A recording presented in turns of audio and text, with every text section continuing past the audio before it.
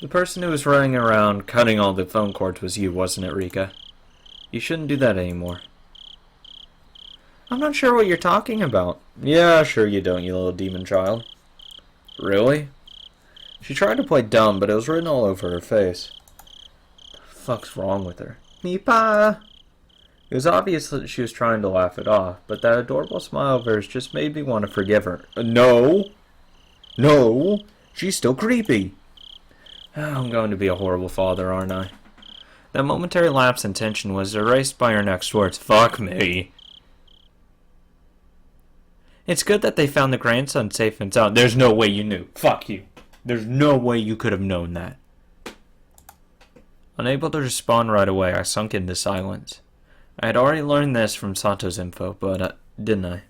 This girl, no, this entire village, knew everything since the moment I set foot in it. I considered playing dumb, but in the end I chose not to.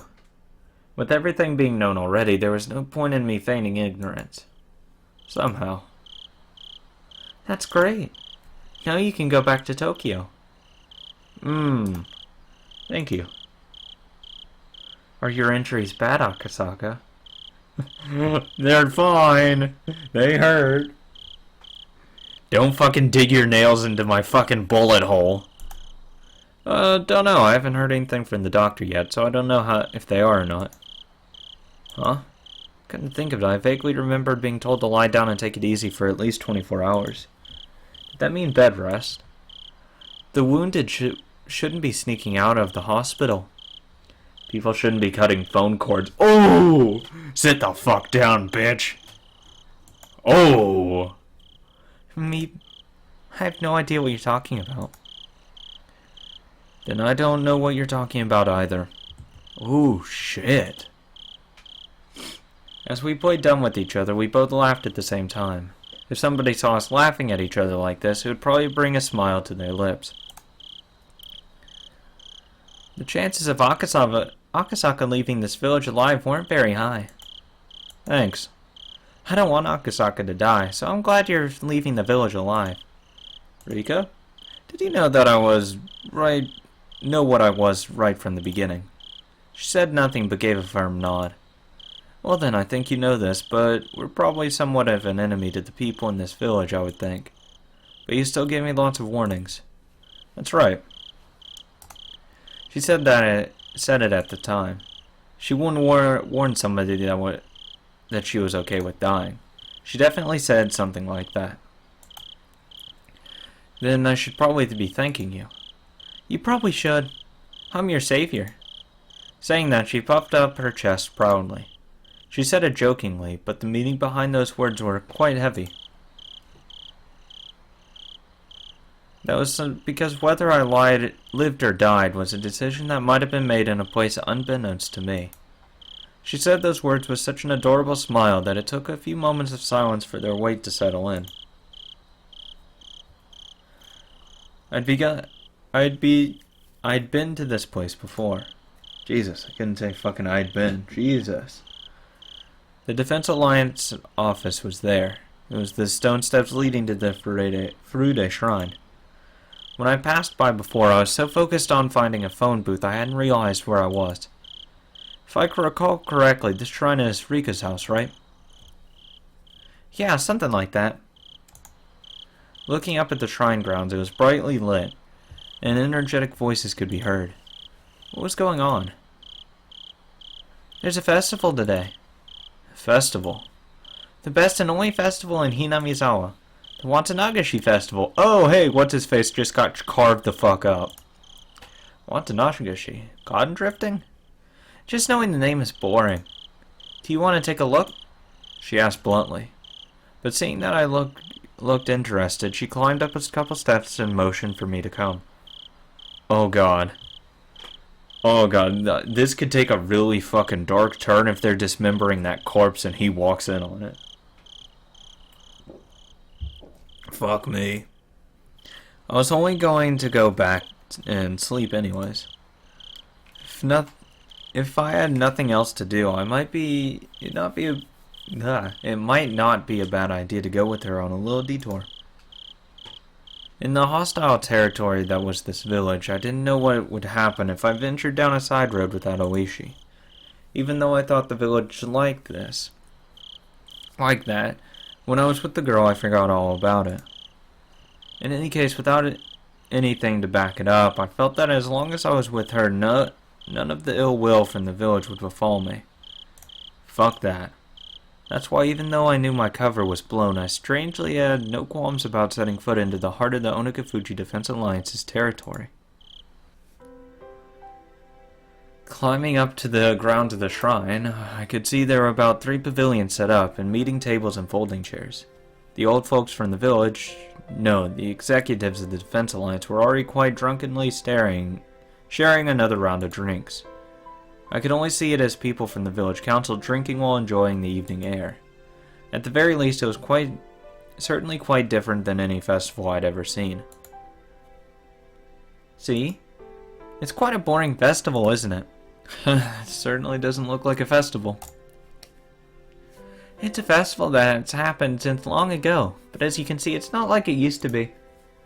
As if to chide the old folk, she said that while looking at them with an exacerbated expression.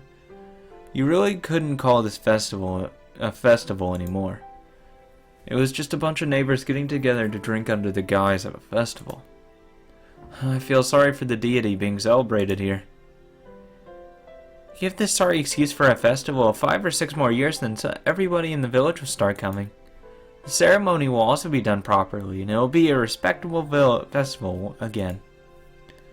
What she said was not so much wistful thinking as if it was the telling of a future that had already been determined. Fuck, 5 festivals from now? 5 years, that's when Keiichi and them are there. Interesting. She wasn't even predicting it. It was almost like she was simply reporting the results. That's how it sounded. Even though it was baseless speculation, the way she said it wouldn't let me interject. It was the same way she talked when she changed. While I struggled to find the words to reply to her, she wandered over to the side of the grounds, not minding me at all. Not in a state where I could afford to be left behind, I hurriedly followed after her. Passing through a copse of pine trees. Copse? What the fuck? Copse? Hello? A strong and cool breeze ruffled my hair. There, from one evening, was the splendid observation platform the girl had shown me. As it had grown completely dark, the modest lights littered across the nightscape were providing a different type of scenery. Looking at it like this village seems tranquil. She said that with the indifferent look on her face. Just the other day, you said that this village definitely wouldn't be submerged by the dam, didn't you? She didn't reply, seemingly relishing in the feeling of this wind blowing through her hair. Didn't that mean at that point in time the minister had already complied with the demands? Hey look, I called that. She spun around, her gaze meeting mine. But she said nothing. Fuck, that's creepy. Fuck that. She spoke nothing that would neither confirm nor deny what I had just said. This case will probably remain shrouded in darkness. Headquarters probably doesn't want trouble from a scandal with the minister breaking out. There's no mistake that they threatened to kill the grandchild. Then negotiations with the minister were successful and the grandson was released. The one who saved the grandson was you. I wondered about that. The discovery of that wallet that started this chain of events. That alone was almost too convenient, I'd think. Ever since the moment that wallet was discovered, I felt something was odd. Oishi said it as well. That the Sonozaki family had given the order to release the hostage. Meaning that our little manhunt was a farce to begin with. To come to think of it, I was punched, kicked, and had a gun pointed at me. Felt like they put up quite a fight, but that might have been all part of a good performance. Once the negotiations were successful, they couldn't just say, "Here you go," and return the minister's grandson right to his doorstep. They knew that public safety had realized that realized that this was a kidnapping case and were moving in on it. That's why, due to the actions of the public safety, the grandson was able to be rescued safely. So this minister didn't give in to any unreasonable demands. That type of performance was necessary. I don't know about these difficult things. Likewise, even for me, I can't make much sense of it. But there's one thing I can be certain of. It's just as you said. This village won't be submerged. The dam project will soon be over. That wasn't something an officer of the law should be saying, but I naturally let those words slip from my mouth. This village may have stirred up all sorts of trouble, but that was because they were protecting their homes. If someone had just decided by themselves that I had to leave the house I was used to living in, I would resent them as well. On top of that, it wasn't a place like mine where I just happened to be renting it, but a place that their families had lived for generations. It might be ignorant to call their desperate resistance an overreaction. Of course it wasn't an overreaction. They generally felt that their village was going to die. I might not really be qualified to criticize politics or bureaucracy, but deliberately building a dam on land that was loved by its residents isn't something I could get behind. Still, aren't you glad? Why would that be? At the very least, with this peace, we'll return to the village. Even though the minister promised to use his considerable influence to cancel the project, it would probably take more than a few months before it would be completely scrapped. At the very least, it would probably take 1 or 2 years. For the villagers to officially hear that their village wasn't going to be submerged at the bottom of a dam was still a ways away. But it was no mistake that the promise of peace returning to the village was there. It turned out from the beginning to the end that it had already been decided. Just as the girl had said, it was decided. But there wasn't really a need for me to come here in the first place. There was absolutely no need for me to have come here in an aggravating and unpleasant situation. Oh, so I was right, I could have just stayed fucking home. Damn it. If I had never come here then, the grandson's release might have been done in a more amicable manner. Peace? In this village? When I nodded, she laughed it off as if to admonish me, but her face remained indifferent, expressionless. And then her eyes narrowed slightly as she snickered. Even though every year from now on something bloody will occur. Good God. What? Rika, what are you talking about? As the wind blew her hair about, the girl, as if taking pleasure in that, I was the only one who didn't know, continued to snicker as she looked at my face for a while. You see, in a few years, I'll be killed. Huh? Backlit by the moon, it was hard to tell if her expression had been cast in shadow. Was smiling, amused, or resigned? Probably resigned. You are... Why? It's a very unpleasant thing, though. It's also probably been decided already. Decided already? Who would decide that sort of thing? I'd like to know that as well. Turning back to face me, she showed me a resolute expression for the first time. And after staring into my eyes for a moment, she turned back to gaze at the scenery before she spoke her next words. There's a lot of people who have no regard for human life. Even if I tell you this, it might not change anything, though. But if you want to erase the specter of death, sometimes, like with the reflection of the moon on the water, all you have to do is throw a small stone. What the fuck? She can fucking see the future now? I had no idea what she was trying to say. It's just I had to listen to every word with my body and soul. Or at least that's what I thought. This day next year. Yes, June 1979 on this day. The foreman of the dam project will be killed. Oh, next year is he's killed. Fuck. I was hoping he died this year because that would be great. Okay. What? For a moment I couldn't comprehend what she was talking about.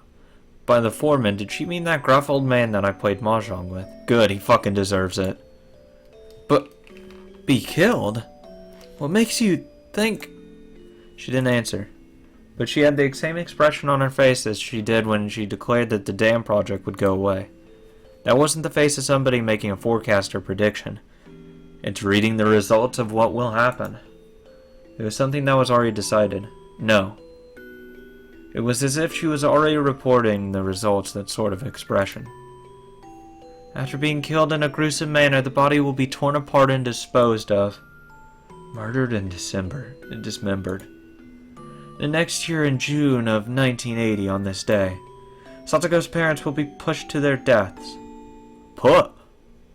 Oh. Because before it says they fell.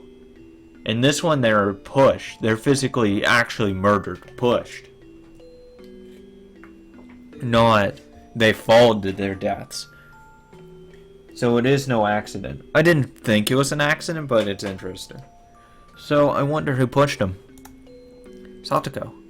It's the first time I heard that name, but I didn't have the courage to interrupt the girl's story. It might be an accident. Get rid of that extra B. Come on now. An unfortunate accident. The girl smiled faintly, but she wasn't exactly encouraging me to smile along with the lifeless look in her eyes. And then the year after that, this day in June of 1981, my parents will be killed. And then the year after that, this day in June of 1982, Satoko's abusive aunt will have her head split open and die. And the year after that, this day in the June of 1983, or possibly a few days afterwards. Okay. Unpacking. Her parents died. Not just her father, meaning... Ooh, they'll be killed. That means they were drugged, probably. Because killed and dying is two different things. Two different things. Being killed implies that someone kills them. You don't say someone dying of an illness was killed. You say they just died. So that means someone impurposely gave them. Or he died of some illness or disease or something like that. So that means someone injected him with it. So that killed him. Then someone killed her mother. And she didn't kill herself, probably. Satoko's had her head split open. We knew about that. We just don't know who it is. Either Satoshi or the drug guy. I'm gonna assume Satoshi did it.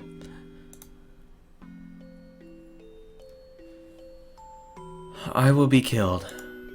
If all the deaths are preordained, then the last one would also be all according to plan. But then whose plan would it be?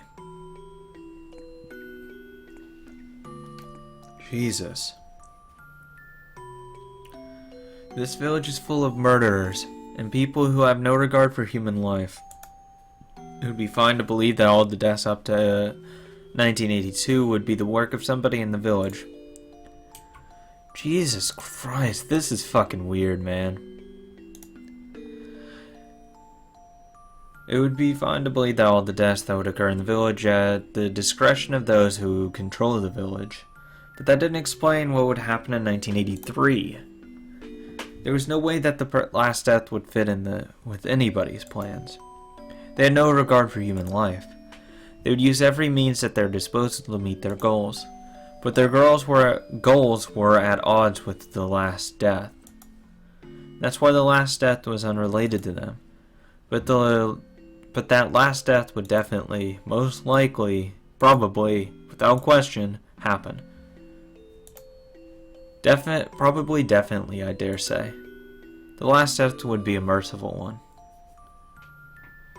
No, not from if it's from the last one, the third game's death, no, that's not merciful. That's fucked up. A handkerchief or something being placed over their mouth, making them lose consciousness and never to wake up again. Exactly whose plan was that? I want to live happily.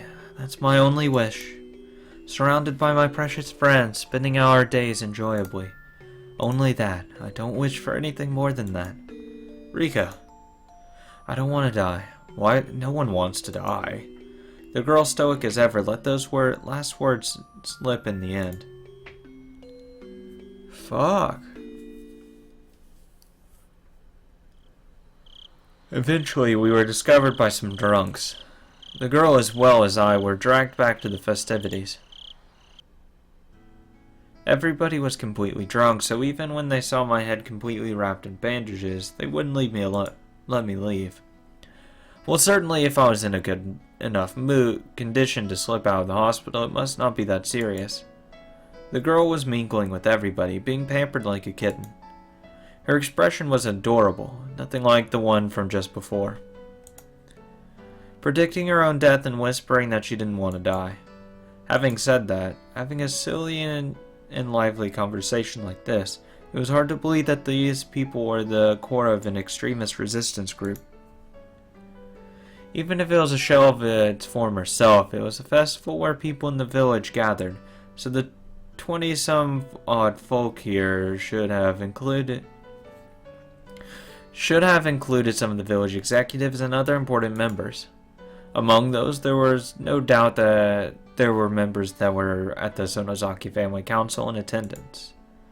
Meaning, even if we never met face to face before, there were people here who knew my identity. In a small village like this, they knew the faces of all the villagers that lived here. That's why, without even saying anything, it soon became obvious that I was an outsider. But they actually seemed interested by that, asking me all sorts of questions about Tokyo. Drinking while musing on the faint relationship the city had with the villagers, and emphasizing with the rather meager environment. The confidential talks with the minister were finished, his grandson was in police custody, everything was over. I might not be able to put in another perilous situation. To me, they were only my adversaries because of my job. Outside of that, there was no reason I couldn't be friendly with them.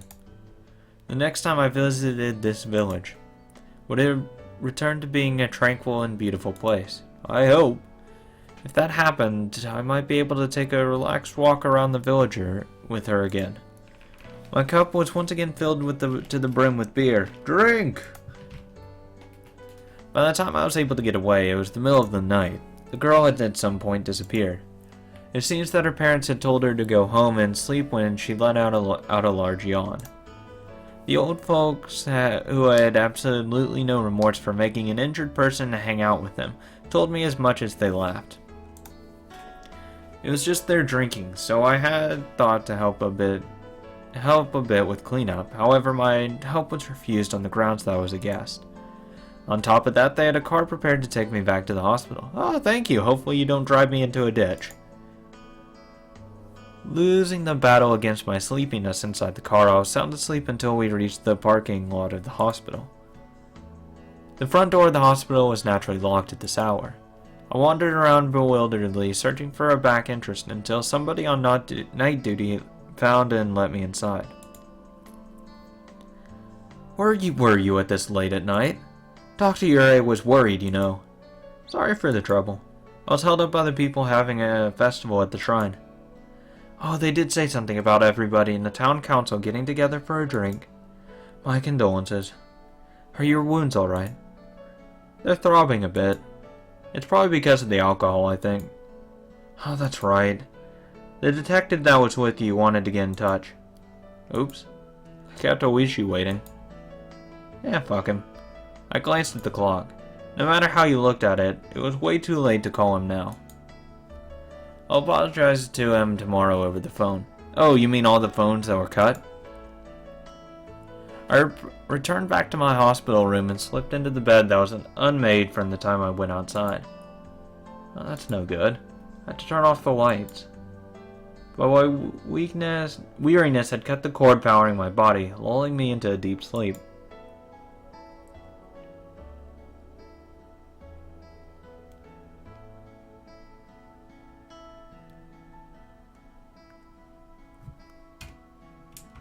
Interesting. Very interesting. Oh, Jesus.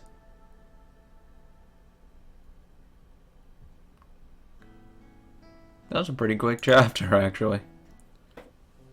Mother's Diary 1, 2, and 3.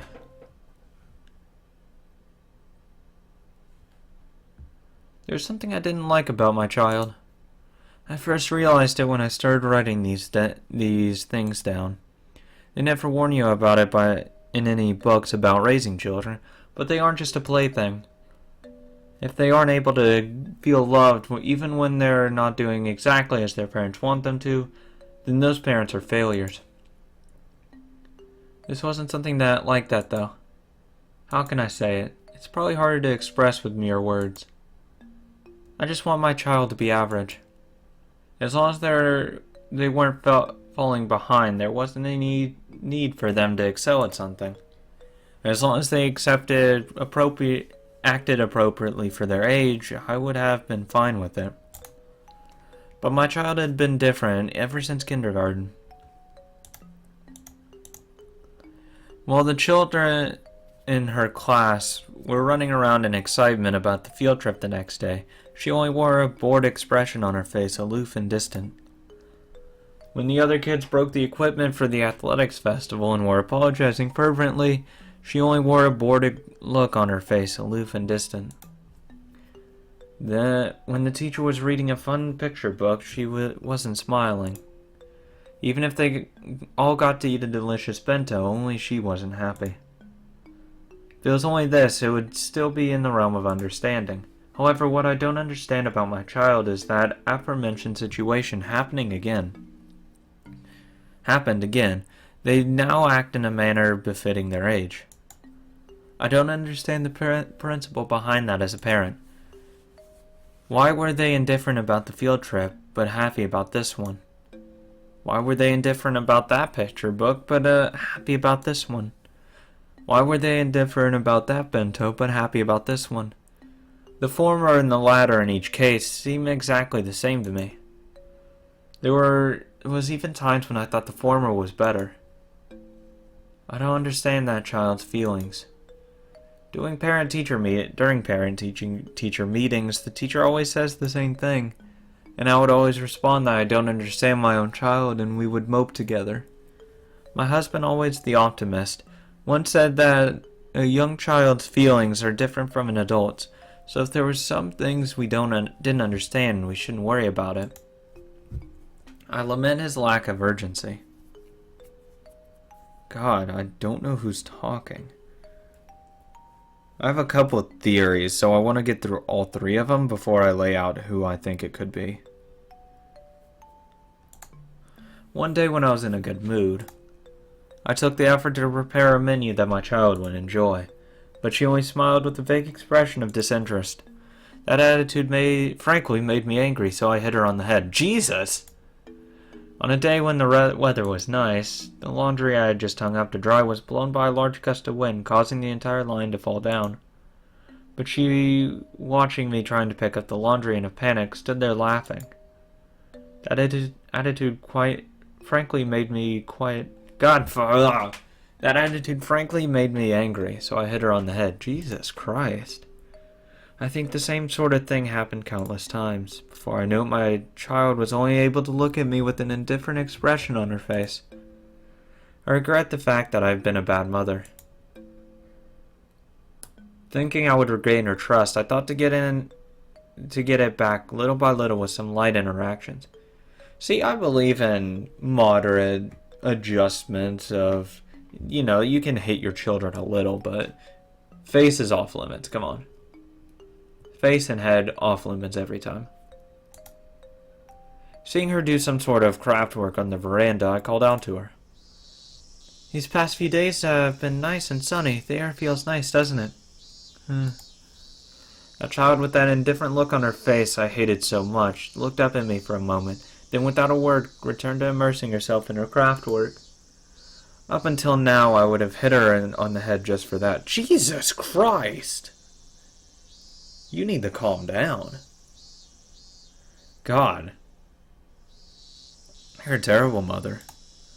I held myself back. Thank God. What are you making? Is it a doll?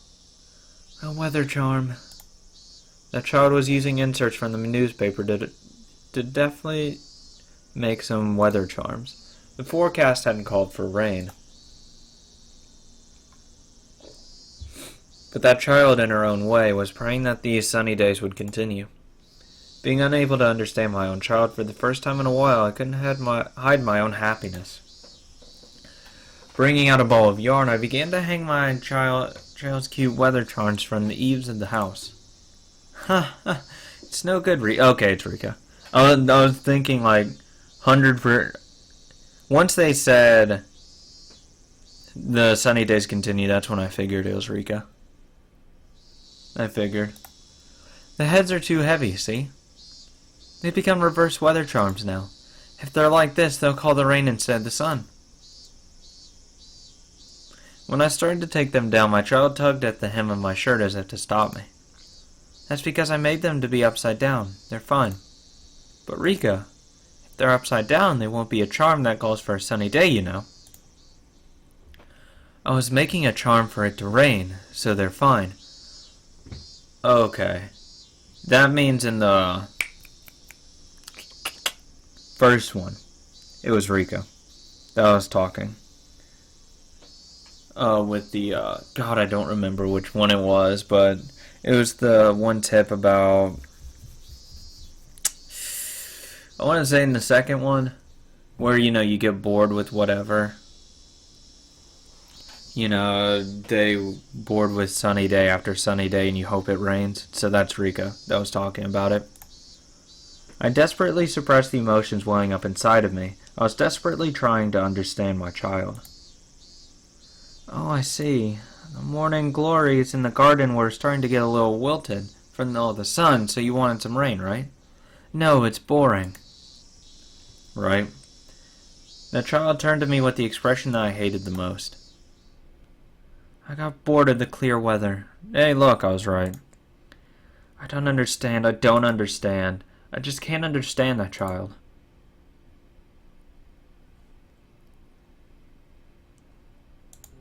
Wonder if these are the same mother, or does it go to different people? During the family council, she buried herself under Oryu's futon again. Oryu dotes on her unwaveringly. No matter whatever insolence my child commits, she doesn't mind. It's almost as though my child is a kitten or something. Oryu dotes on her exactly like you would with a kitten. As her mother, I chided her for doing that. Until Oryu had said 3 times that it was fine, I chided her as a formality. Of course, she never lends an ear to any of my chidings. Knowing that Oryu's standing was far above mine, she behaves like that. I don't like the cunning that's befitting of her age either. In any case, not only Oryu, but the rest of the old folk in the village spoil her too much. No, you're too fucking abusive. Jesus Christ. Fucking hit your child because they have an indifferent expression on their face? Fuck. One day I was surprised. By chance on the way back from some shopping, I saw her by herself just outside a candy shop. My own child suddenly grabbed a snack, opened the package right there, and started eating it. She didn't make any attempt to pay for it, and she didn't even think of looking around. I didn't even feel like she was shoplifting, more like she were brazenly eating snacks that was offered to her. When I began to admonish my child, the elderly shop owner appeared and covered for her. The owner gave the ridiculous excuse that he had said it was okay for that child to eat any of the snacks out by the entrance, so it was fine. When I tried to pay for that snack that my child had eaten, the owner refused my money. During that exchange, more old folk had suddenly gathered around, and it began to feel like I was the one in the wrong. The elderly people all put their hands together reverently in front of my child and repeatedly voiced their respects. I was born into the Furude family, so it wasn't like I didn't know why she was being treated specially. When I was still young, it was something I heard often from my grandmother. If by chance the girl that I gave birth to was a girl, that child would be the living incarnation of Oyashiro-sama. All the elder folk believed she was the living incarnation of Oyashiro-sama and spoil her rotten. And not only did they spoil her, but they even told her she was the living incarnation of Oyashiro-sama, that she had the divine power, and threw all sorts of strange folk tales her way.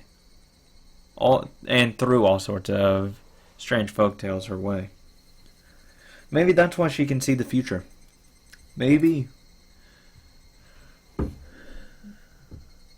So she may have begun to believe herself that she was a special existence. I went around and told everybody that it wasn't good for her upbringing, so to stop telling her all these strange things. But there was no unrooting the elderly people's deep-seated superstitions. I told my child not to listen to them, but it ended up being that she stopped listening to me. Between all the old folks in the village who would dote on her and myself who only scolded her, there was no wonder who she would listen to. There was no mistaking that the reason she had become strange was because of the elderly villagers. There was no doubt that they had shoved her full of strange folk tales and superstitions since she was young. If it wasn't for that, there was no doubt my child would have been cute and normal. Jesus, you really don't like Rika. You don't like your own daughter. It's crazy.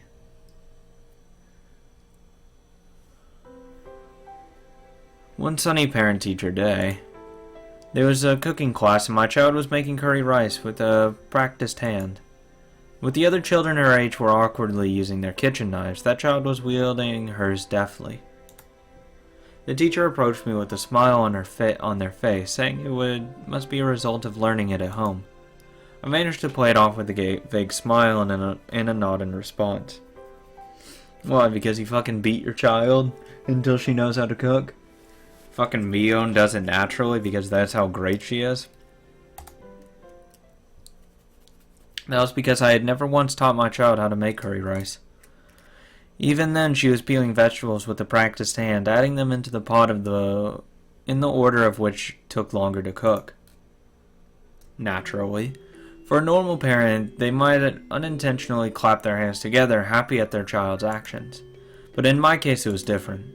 There was no mistaking that somebody had taught her how to make that curry rice when I wasn't taking care of her. Thinking that, I quietly fell into an unpleasant mood. When I asked, it seemed she could also sew and do laundry. I had never taught her how to do these things, and again, never saw her do it around the house. Why would you be angry, though? I would be happy. Hell yeah, my child has skills that I don't have to teach them. Be it in cooking or laundry or sewing. Fuck, I don't care if I got the order wrong.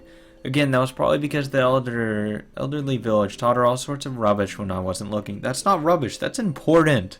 That's important knowledge in the future.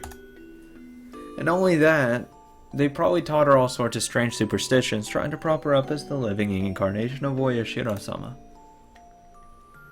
I said as much to my husband, suggesting that we should keep our child away from the elderly folk. You can't just keep her away from people.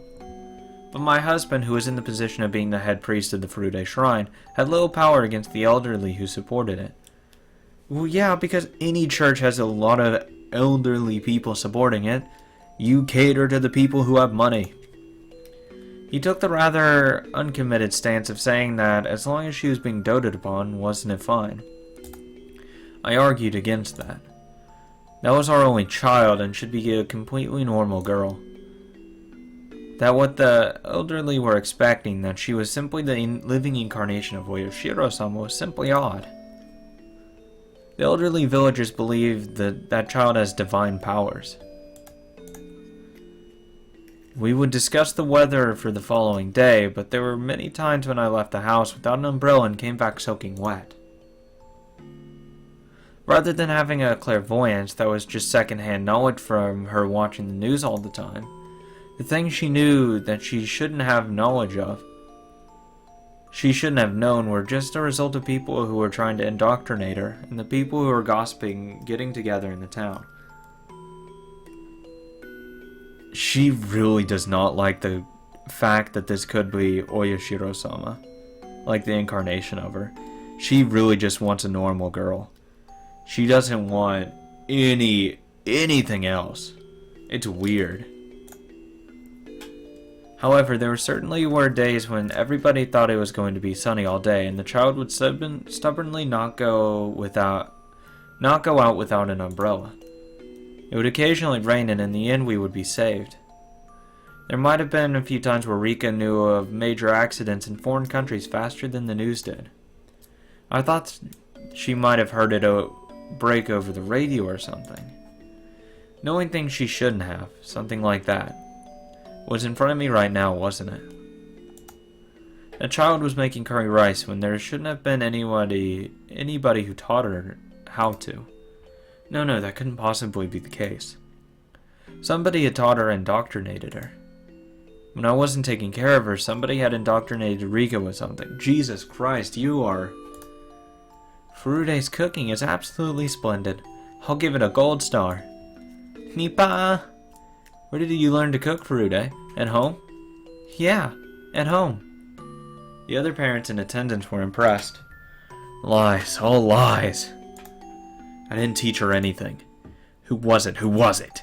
Who was the person who had completely indoctrinated my child? She was my normal, average daughter, not the living incarnation of Oyashiro-sama. She does not want that. And then... Jesus. She doesn't want that to be real. Like, at all. And I'm thinking... she might be. She really might be. The whole scene in the future, she might be Oyashiro-sama. Or at least have that inside of her. That's how she knows of events. Because she can see the future. And I don't know why she would know how to cook curry. Some other way to explain it, probably. But I don't believe she is a normal girl. She's definitely not normal. Yeah, but I was like going to say, like, okay. I was thinking it might be, possibly Mion at the first. Like, Mion's mother's not exactly the most loving mother. But then, once it said, it's the whole son thing and get bored of it, I was like, yeah, that's probably Rika. Probably Rika. Time to continue onward, though. On to possibly the last chapter. I don't know. Could be more. Either way, I'm fucking loving this shit. It's awesome.